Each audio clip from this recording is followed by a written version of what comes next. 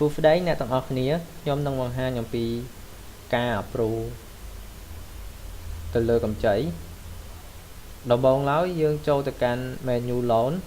បន្ទាប់មកយើងចូលទៅកាន់ client in បន្ទាប់មកយើងចូលទៅកាន់ approval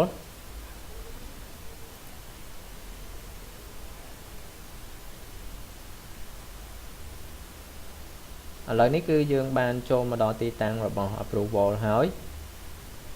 យើងធ្វើការកលេចមកមើល visa នៅខាងក្រោម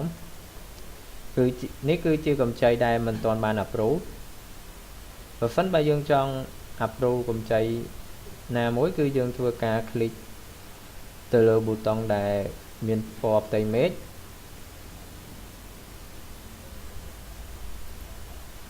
បន្ទាប់មកវានឹងបោះ message មួយដើម្បីយើងធ្វើការ approve ប្រសិនបើយើង click លើប៊ូតុង yes បានន័យថាយើងបាន approve កម្ចីមួយហ្នឹង